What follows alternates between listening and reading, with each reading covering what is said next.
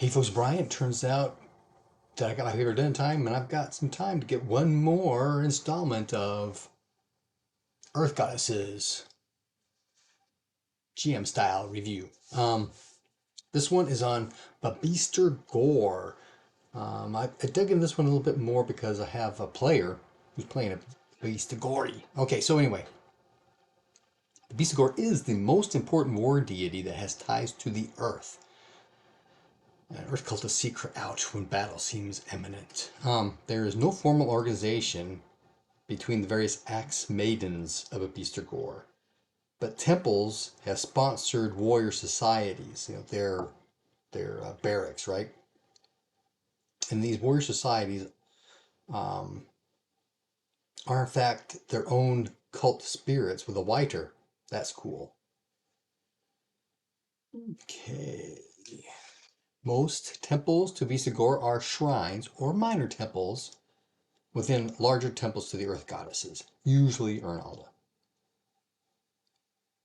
In peacetime, ex-maidens are generally allowed as much freedom as they please. Axe Hall, atop the Shadow Plateau, is the most famous of the centers of power for Babeester Gore.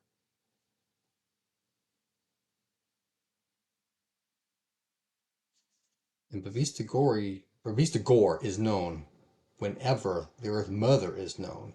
She can be found in the Paps, in every Alderiamic forest, and even in Pamatella.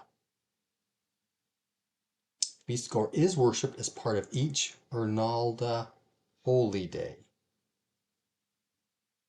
This is something that I was just discussing with my players because we just got the book and there's some changes on things, right?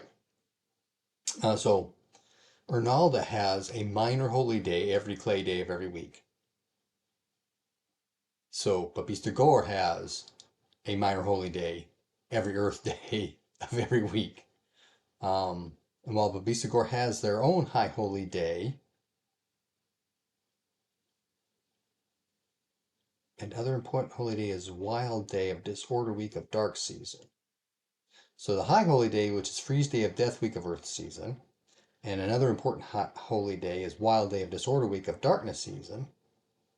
But all of the Ernalda holy days are also holy days, whether they're seasonal holy days or high holy days of Ernalda are also for Babeester Gore. So she's got access to a lot of opportunities to rebuild rune points. Okay, so welcomes worship of any non-chaotic sentient being. This includes elder races.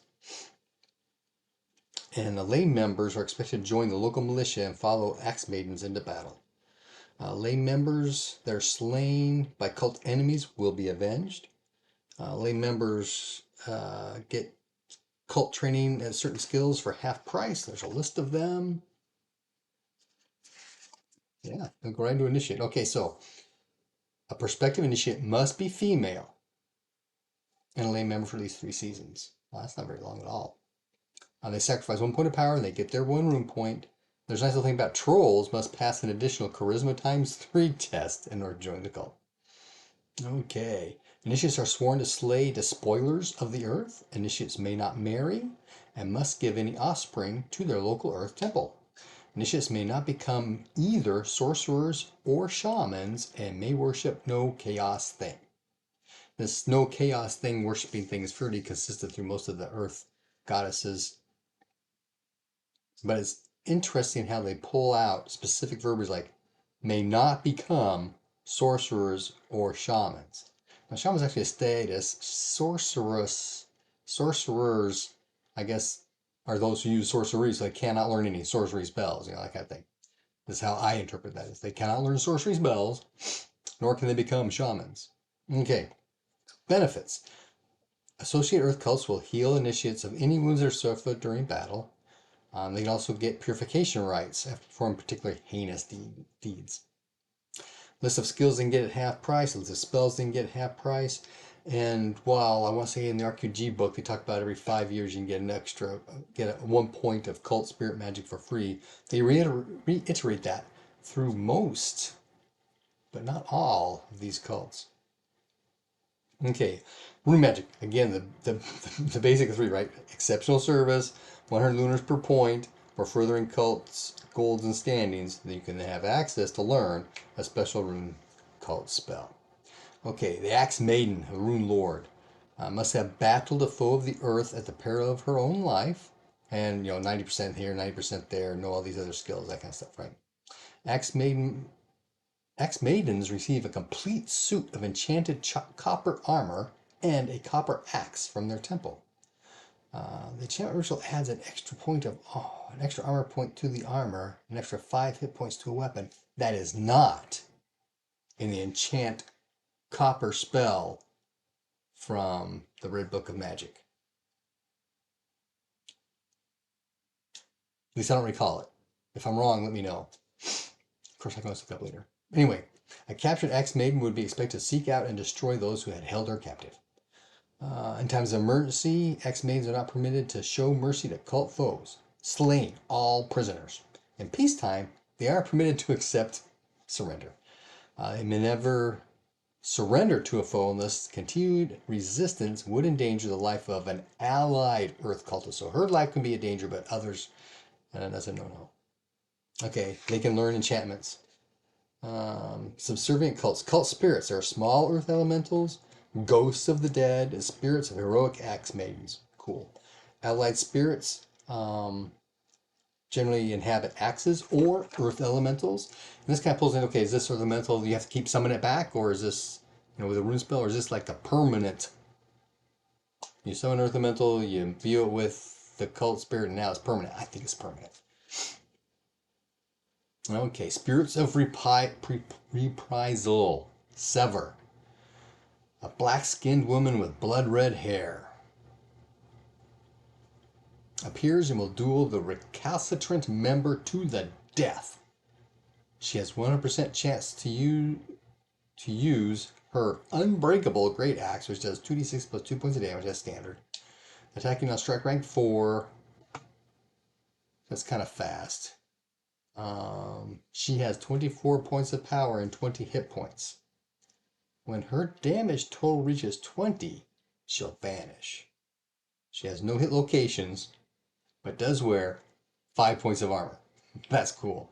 Okay, the Spirit of Silence. Another Spirit of Reprisal, I think, here. Or is this Associate Spirit things? This is Subservient Cults. Spirit of Silence. When cult members are on a mission of vengeance, the spirit will manifest itself by doubling their move quiet ability for everyone on the mission. That's cool. Associated cults. Almost all Earth cults will perform cleansing rituals, I typed that earlier, to heal the spirits and bodies of Babeester Gore members. Okay. Esrelia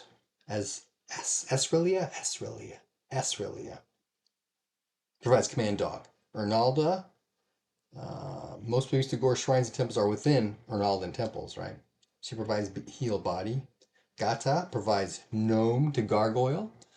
The Grain Goddesses, the local variant, teaches regrow limb. Moran Gore teaches provides blast earth. Tai Koratek provides command ghost.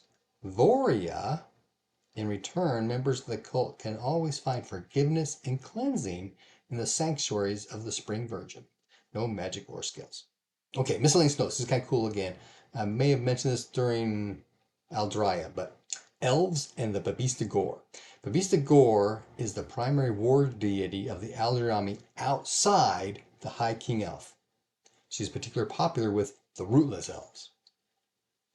But we also know that elves worship Yamalio as a warrior cult too, so I'm not sure about this three-way balance thing. Okay, so despite the relationship, they are not associated cults. They are always worshipped separately. But Babeester Gore protects and defends Aldrya like she would any other Earth deity. And that is that. Happy gaming!